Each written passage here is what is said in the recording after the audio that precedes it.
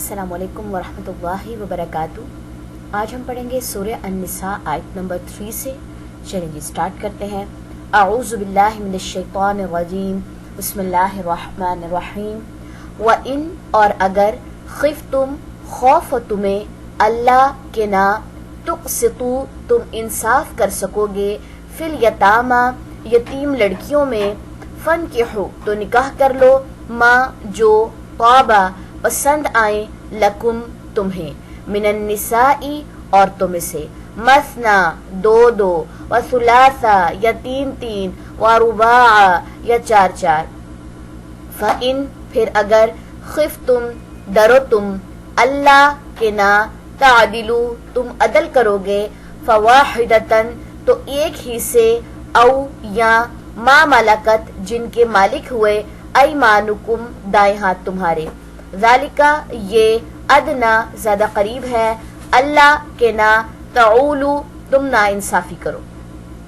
व आतू और दो अन्निसा औरतों को सदुकातिहिन्ना महर उनके निहलतन खुश दिली से।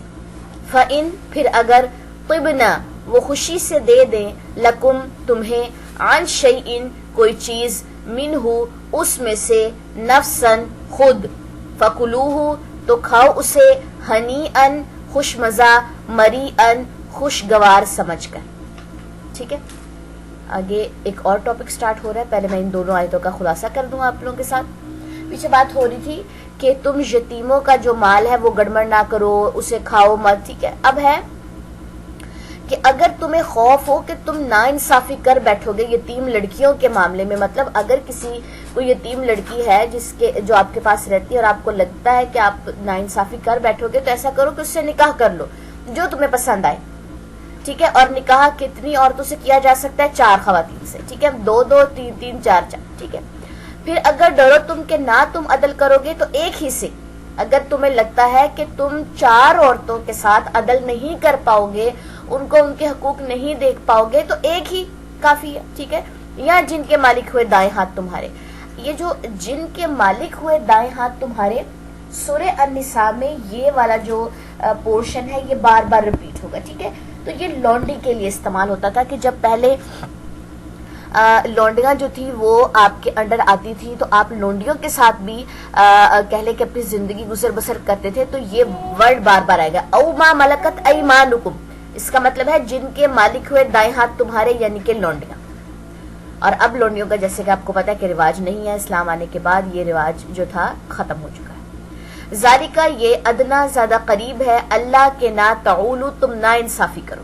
ठीक है, वो क्या बात बताई जा रही है कि तुम ऐसा करो कि एक ही से रखो निकाह, या जिनके मालिक हुए दाएं हाथ तुम्हारे। जंग के दौरान में जितनी भी आपके कैद में आ गई हैं खवातीन या जिनको आपने लौंडी बना लिया है, ये चीज ज्यादा बेहतर है कि तुम इतनी शादियां करो और तुम उनमें ना इंसाफी कर बैठो, उनमें इंसाफ ना करो। ठीक है, तो एक ही काफी है।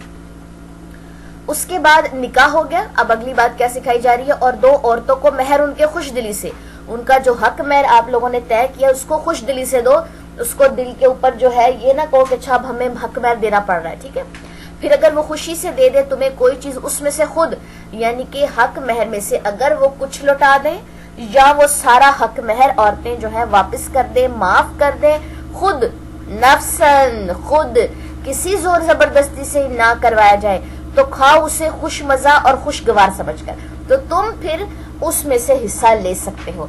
हमारे मुआशरे में क्या होता है कि जितना भी हक महर लिखवाया जाता है निकाह में, जी 10 तोले सोना, जी 15 तोले सोना लिखवा दिया गया, और उसके बाद बाकायदा ये खवातीन बात कहती हैं कि कोई नहीं हक महर में ये लिखवा लो, बाद में तुम माफ करवा लेना। बाकायदा ये मर्द को तलकीन की जाती है कि तुम बाद में इसको माफ करवा लेना।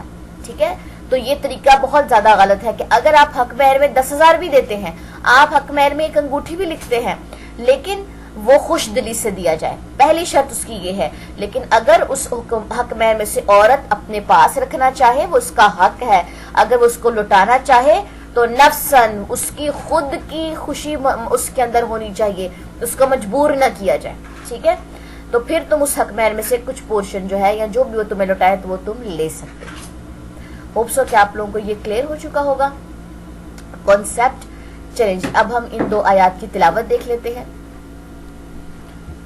وَإِنْ خِفْتُمْ أَلَّا تُقْسِطُوا فِي الْيَتَامَى فَانكِحُوا مَا طَابَ لَكُم مِّنَ النِّسَاءِ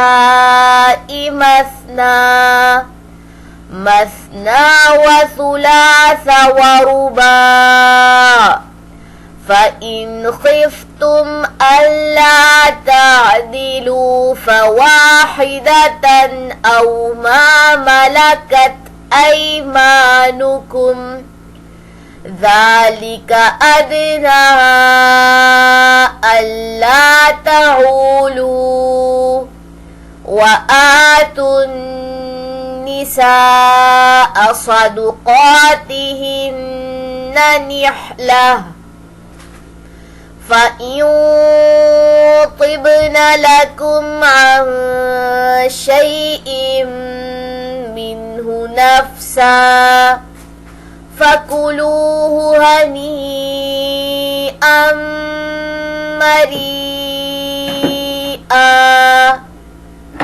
سبحانک اللہم و بحمدک اشہد ان لا الہ الا انت استغفرک و اتوب الیک. السلام علیکم ورحمۃ اللہ وبرکاتہ.